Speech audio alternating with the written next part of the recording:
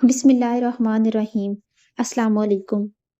رمضان المبارک امت مسلمہ کے لیے انمول نعمت، رحمتوں، برکتوں اور بخشش کا خزینہ ہے۔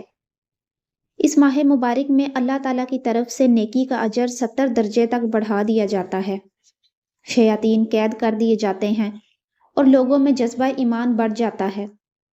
یہ مہینہ جہاں اہل ایمان کے لیے جنت کی نوید ہے، وہاں گناہ گاروں کے لیے اپنے گناہ بخشوانے کا ذریعہ بھی ہے۔ روزہ کیا ہے؟ کہ عربی زبان میں روزے کے لیے صوم کا لفظ استعمال ہوا ہے، جس کے معنی رک جانا کے ہیں، یعنی انسانی خواہشات اور کھانے پینے سے صرف اللہ تعالیٰ کی رضا کے لیے صبح صادق سے لے کر غروب آفتاب تک رک جانا ہے اور اپنے جسم کے تمام اعضاء کو برائیوں سے روکے رکھنا ہے۔ روزے کی اس تعریف اور عمل سے ہی روزے کا مقصد واضح ہو جاتا ہے، جو اللہ رب العالمین نے قرآن حکیم میں روزے کا حکم دیتے ہوئے بیان فرمایا کہ مومنو، تم پر روزے فرض کیے گئے ہیں جس طرح تم سے پہلے لوگوں پر فرض کیے گئے تھے، تاکہ تم پرہیزگار بنو۔ رمضان المبارک کا مہینہ اپنی خصوصیات اور فضائل و برکات کی وجہ سے امتیازی شان رکھتا ہے۔ رسول اکرم صلی اللہ علیہ وآلہ وسلم نے فرمایا کہ جب رمضان آتا ہے تو جنت کے دروازے کھول دیے جاتے ہیں اور دوزخ کے دروازے بند کر دیے جاتے ہیں، سرکی شیاطین کو قید و بند میں ڈال دیا جاتا ہے۔ ایک اور جگہ فرمایا کہ ہر چیز کی زکوٰۃ ہے اور جسم کی زکوٰۃ روزہ ہے۔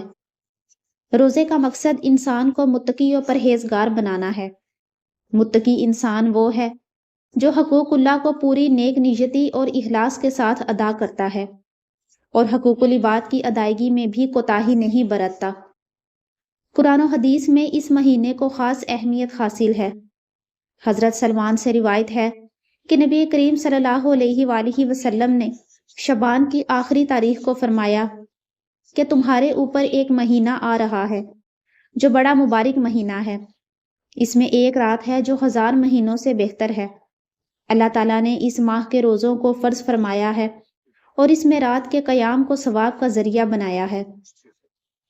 اس ماہ مبارک کی فضیلت و اہمیت کے بارے میں قرآن پاک میں ارشاد ہوتا ہے کہ اس مہینے میں ایک رات لیلۃ القدر ایسی آتی ہے جو 1000 راتوں سے افضل و بہتر ہے۔ اس مہینے کو 3 عشروں میں تقسیم کیا جاتا ہے۔ پہلا عشرہ رحمت، دوسرا عشرہ مغفرت اور تیسرا عشرہ جہنم کی آگ سے نجات کا ہے، جبکہ اس کے آخری عشرے میں اعتکاف میں بیٹھا جاتا ہے، جو مردوں کی طرح عورتوں کے لیے بھی مسنون ہے۔ اس بابرکت مہینے کے روزے مسلمانوں پر فرض کیے گئے، جس کی خصوصیت یہ ہے کہ ہر ایک نیکی کا اجر 10 سے 70 گنا اور ایک مقام پر تو 700 گنا بتایا گیا ہے۔ جنت کے 7 دروازوں میں سے ہر عمل کرنے والا گزارا جائے گا، لیکن روزہ داروں کے لیے ایک مخصوص دروازہ رکھا گیا ہے جس کا نام باب الریان ہے۔ اس میں سے صرف روزہ دار ہی گزریں گے۔ اعتکاف ماہ رمضان کا ایک مسنون عمل ہے۔ در حقیقت رب العزت نے یہ مہینہ ہماری زندگیوں میں اسی لیے رکھا کہ اس مہینے میں ہم اپنے نفس پر قابو پانے کی تربیت حاصل کر سکیں۔ اس لیے یہ مہینہ خود انسانوں کے لیے جسمانی اور روحانی حوالوں سے ایک شفا کا مہینہ ہے۔ ہمارے لیے انتہائی سعادت کی بات ہے کہ ایک بار پھر ماہ رمضان کی مبارک ساعتیں ہمیں نصیب ہو رہی ہیں۔ ہمیں چاہیے کہ اس ماہ مبارک سے بھرپور فائدہ اٹھائیں، اس کے ایام کو قیمتی بنانے کے لیے پلاننگ کریں۔ روزہ کی پابندی، نماز با جماعت کا اہتمام، تراویح میں قرآن کریم کا سننا، نوافل کی کثرت، مسنون اعمال اور قرآن کریم کی تلاوت کا اہتمام کریں تاکہ زیادہ سے زیادہ نیکیوں کا حصول ممکن ہو سکے۔ اس ماہ مبارک کی ایک خصوصیت یہ بھی ہے کہ اللہ عز و جل نے اس میں قرآن پاک نازل فرمایا۔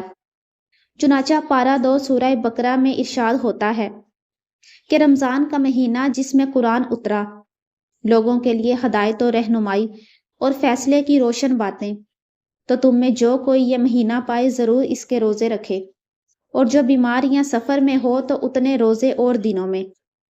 اللہ تعالیٰ تم پر آسانی چاہتا ہے اور تم پر دشواری نہیں چاہتا، اور اس لیے کہ تم گنتی پوری کرو اور اللہ کی بڑائی بولو۔ اس نے تمہیں ہدایت کی اور کہیں تم حق گزار ہو۔ حضرت سیدنا ابو سعید خدری رضی اللہ تعالیٰ عنہ روایت کرتے ہیں کہ نبی کریم علیہ السلام کا فرمان رحمت نشان ہے، جب ماہ رمضان کی پہلی رات آتی ہے تو آسمانوں کے دروازے کھول دیے جاتے ہیں اور آخری رات تک بند نہیں ہوتے۔ جو کوئی بندہ اس ماہ مبارک کی کسی بھی رات میں نماز پڑھتا ہے تو اللہ اس کے ہر سجدے کے بدلے میں اس کے لیے 1500 نیکیاں لکھتا ہے اور اس کے لیے جنت میں سرخ یاقوت کا گھر بناتا ہے۔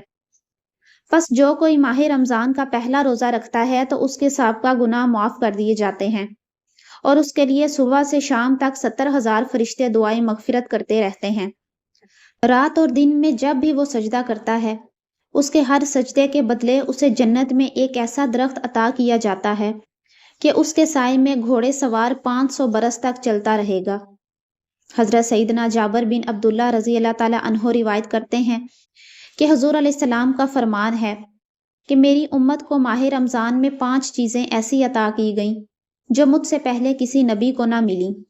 پہلی، کہ جب رمضان المبارک کی پہلی رات ہوتی ہے تو اللہ تعالیٰ ان کی طرف رحمت کی نظر فرماتا ہے، اور جس کی طرف اللہ تعالیٰ نظر رحمت فرمائے اسے کبھی بھی عذاب نہ دے گا۔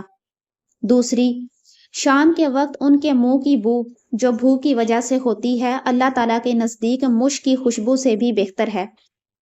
تیسری یہ کہ فرشتے ہر رات اور دن ان کے لیے مغفرت کی دعائیں کرتے رہتے ہیں۔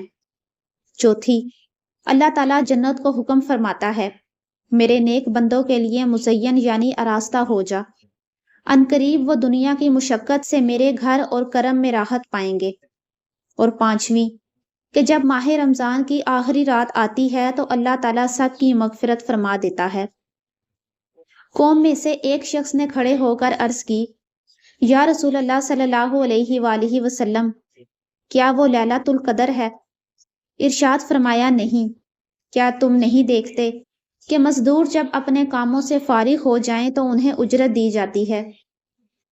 حضرت سیدنا سلمان فارسی رضی اللہ تعالیٰ عنہ فرماتے ہیں کہ محبوب رحمان آقا کریم صلی اللہ علیہ وآلہ وسلم نے ماہ شعبان کے آخری دن بیان فرمایا، اے لوگو، تمہارے پاس عظمت والا برکت والا مہینہ آیا، وہ مہینہ جس میں ایک رات ایسی بھی ہے جو 1000 مہینوں سے بہتر ہے۔ اس ماہ مبارک کے روزے اللہ تعالیٰ نے فرض کیے اور اس کی رات میں قیام سنت ہے۔ جو اس میں نیکی کا کام کرے تو ایسا ہے جیسے اور کسی مہینے میں فرض ادا کیا، اور اس میں جس نے فرض ادا کیا تو ایسا ہے جیسا اور دنوں میں 70 فرض ادا کیے۔ یہ مہینہ صبر کا ہے اور صبر کا ثواب جنت ہے، اور یہ مہینہ مواسات یعنی غم خواری اور بھلائی کا ہے، اور اس مہینے میں مومن کا رزق بڑھایا جاتا ہے۔ جو اس میں روزہ دار کو افطار کرائے اس کے گناہوں کے لیے مغفرت ہے، اور اس کی گردن آگ سے آزاد کر دی جائے گی، اور اس افطار کرانے والے کو ویسا ہی ثواب ملے گا جیسا روزہ رکھنے والے کو ملے گا، بغیر اس کے کہ اس کے اجر میں کچھ کمی ہو۔ ہم نے عرض کی، یا رسول اللہ صلی اللہ علیہ وآلہ وسلم، ہم میں سے ہر شخص وہ چیز نہیں پاتا جس سے روزہ افطار کروائے۔ آپ علیہ السلام نے ارشاد فرمایا، اللہ تعالیٰ یہ ثواب تو اس شخص کو دے گا جو ایک گھونٹ دودھ یا ایک کھجور یا ایک گھونٹ پانی سے روزہ افطار کروائے، اور جس نے روزہ دار کو پیٹ بھر کر کھلایا اس کو اللہ تعالیٰ میرے حوض سے پلائے گا کہ کبھی پیاسا نہ ہوگا یہاں تک کہ جنت میں داخل ہو جائے۔ یہ وہ مہینہ ہے کہ اس کا اول یعنی ابتدائی 10 دن رحمت، اس کا اوسط یعنی درمیانی 10 دن مغفرت، اور آخر یعنی آخری 10 دن جہنم سے آزادی ہے۔ جو اپنے غلام پر اس مہینے میں تخفیف یعنی کام کم لے، اللہ تعالیٰ اسے بخش دے گا اور جہنم سے آزاد فرما دے گا۔ اس مہینے میں 4 باتوں کی کثرت کرو، ان میں سے 2 ایسی ہیں جن کے ذریعے تم اپنے رب کو راضی کرو گے، اور بقیہ 2 سے تمہیں بے نیازی نہیں۔ پس وہ 2 باتیں جن کے ذریعے تم اپنے اللہ تعالیٰ کو راضی کرو گے وہ یہ ہیں: لا الہ الا اللہ کی گواہی دینا، استغفار کرنا، جبکہ وہ 2 باتیں جن سے تمہیں غنا یعنی بے نیازی نہیں وہ یہ ہیں: اللہ تعالیٰ سے جنت طلب کرنا، اور دوسری جہنم سے اللہ تعالیٰ کی پناہ طلب کرنا۔ ابھی جو حدیث بیان کی گئی اس میں ماہ رمضان المبارک کی رحمتوں، برکتوں اور عظمتوں کا خوب تذکرہ ہے۔ اس ماہ مبارک میں کلمہ شریف زیادہ تعداد میں پڑھ کر اور بار بار استغفار یعنی خوب توبہ کے ذریعے اللہ تعالیٰ کو راضی کرنے کی کوشش کرنی چاہیے، اور اللہ تعالیٰ سے جنت میں داخلے اور جہنم سے پناہ کی بہت زیادہ التجائیں کرنی ہیں۔ حضرت مفتی احمد یار خان تفسیر نعیمی میں فرماتے ہیں کہ اس ماہ مبارک کے کل 4 نام ہیں۔ پہلا ماہ رمضان، دوسرا ماہ صبر، تیسرا موسم اور چوتھا ماہ وسعت رزق۔ مزید فرماتے ہیں روزہ صبر ہے جس کی جزا رب ہے، اور وہ اسی مہینے میں رکھا جاتا ہے، اس لیے ماہ صبر کہتے ہیں۔ مواسات کے معنی ہے بھلائی کرنا، چونکہ اس مہینے میں سب سے خاص کر اہل قرابت یعنی رشتہ داروں سے بھلائی کرنا زیادہ ثواب ہے، اس لیے اسے ماہ مواسات کہتے ہیں۔ اس میں رزق کی فراخی یعنی زیادتی بھی ہوتی ہے کہ غریب بھی نعمتیں کھا لیتے ہیں، اسی لیے اس کا نام ماہ وسعت رزق بھی ہے۔ ہر مہینے میں خاص تاریخیں اور تاریخوں میں بھی خاص وقت میں عبادت ہوتی ہے۔ مثلاً بقر عید کی چند مخصوص تاریخوں میں حج، محرم کی 10ویں تاریخ افضل، مگر ماہ رمضان میں ہر دن اور ہر وقت عبادت ہوتی ہے۔ روزہ عبادت، افطار عبادت، افطار کے بعد تراویح کا انتظار عبادت، تراویح پڑھ کر سحری کے انتظار میں سونا عبادت، پھر سحری کرنا بھی عبادت۔ الغرض ہر آن میں خدا کی شان نظر آتی ہے۔ رمضان ایک بھٹی ہے، جیسا کہ بھٹی گندے لوہے کو صاف اور صاف لوہے کو مشین کا پرزہ بنا کر قیمتی کر دیتی ہے اور سونے کو زیور بنا کر استعمال کے لائق کر دیتی ہے، ایسے ہی ماہ رمضان گناہ گاروں کو پاک کرتا اور نیک لوگوں کے درجے بڑھاتا ہے۔ رمضان میں نفل کا ثواب فرض کے برابر اور فرض کا ثواب 70 گنا ملتا ہے۔ بعض علماء فرماتے ہیں کہ جو رمضان میں مر جائے اس سے سوالات قبر بھی نہیں ہوتے۔ قرآن کریم میں صرف رمضان المبارک کا ہی نام لیا گیا ہے اور اسی کے فضائل بیان ہوئے ہیں، کسی دوسرے مہینے کا نہ سراختاً نام ہے اور نہ ہی اس کے فضائل۔ مہینوں میں صرف ماہ رمضان کا نام قرآن پاک میں لیا گیا۔ عورتوں میں صرف حضرت بی بی مریم رضی اللہ تعالی عنہا کا نام قرآن پاک میں آیا۔ صحابہ میں صرف حضرت سیدنا زید ابن حارثہ رضی اللہ تعالی عنہ کا نام قرآن پاک میں لیا گیا، جس سے ان تینوں کی عظمت معلوم ہوتی ہے۔ رمضان المبارک میں افطار اور سحری کے وقت دعا قبول ہوتی ہے، یعنی افطار کرتے وقت اور سحری کھا کر، یہ مرتبہ کسی اور مہینے کو حاصل نہیں۔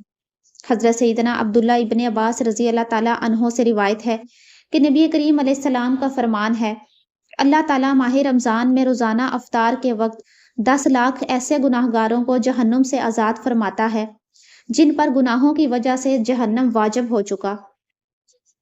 نیز شب جمعہ اور روز جمعہ یعنی جمعرات کو غروب آفتاب سے لے کر جمعہ کو غروب آفتاب تک کی ہر گھڑی میں ایسے 10 لاکھ گناہ گاروں کو جہنم سے آزاد کیا جاتا ہے جو عذاب کے حقدار قرار دیے جا چکے ہوتے ہیں۔ حضرت سیدنا زمرہ رضی اللہ تعالی عنہ سے مروی ہے کہ رحمت عالم صلی اللہ علیہ وآلہ وسلم کا فرمان ہے، ماہ رمضان میں گھر والوں کے خرچ میں کشادگی کرو، کیونکہ ماہ رمضان میں خرچ کرنا اللہ تعالیٰ کی راہ میں خرچ کرنے کی طرح ہے۔ امیر المومنین حضرت سیدنا عمر فاروق رضی اللہ تعالی عنہ فرماتے ہیں، اس مہینے میں خوش آمدید جو ہمیں پاک کرنے والا ہے۔ پورا رمضان خیر ہی خیر یعنی بھلائی ہی بھلائی ہے۔ دن کا روزہ ہو یا رات کا قیام، اس مہینے میں خرچ کرنا جہاد میں خرچ کرنے کا درجہ رکھتا ہے۔ منقول ہے کہ اللہ تعالیٰ نے حضرت سیدنا موسیٰ کلیم اللہ علیہ السلام سے فرمایا، میں نے امت محمد کو 2 نور عطا کیے ہیں تاکہ وہ 2 اندھیروں کے نقصان سے محفوظ رہیں۔ حضرت موسیٰ علیہ السلام نے عرض کی، یا اللہ وہ 2 نور کون سے ہیں؟ ارشاد ہوا، نور رمضان اور نور قرآن۔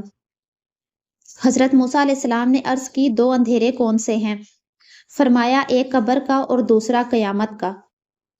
کوئی نیکی چھوڑنی نہیں چاہیے، نہ جانے اللہ تعالیٰ کو کون سی نیکی پسند آ جائے، اور کوئی چھوٹے سے چھوٹا گناہ نہیں کرنا چاہیے کہ نہ جانے کس گناہ پر اللہ تعالیٰ ناراض ہو جائے اور اس کا دردناک عذاب گھیر لے۔ سیدنا ابو یوسف محمد شریف محدث رحمت اللہ علیہ نقل فرماتے ہیں کہ اللہ تعالیٰ نے 3 چیزوں کو 3 چیزوں میں مخفی یعنی پوشیدہ رکھا ہے، اپنی رضا کو اپنی اطاعت میں، اپنی ناراضی کو اپنی نافرمانی میں، اپنے اولیاء کو اپنے بندوں میں۔ یہ قول نقل کرنے کے بعد فرماتے ہیں، لہٰذا ہر اطاعت اور ہر نیکی کو عمل میں لانا چاہیے کہ معلوم نہیں کس نیکی پر وہ راضی ہو جائے، اور ہر بدی سے بچنا چاہیے کیونکہ معلوم نہیں کہ کس بدی پر وہ ناراض ہو جائے، خواہ وہ بدی کیسی ہی چھوٹی کیوں نہ ہو۔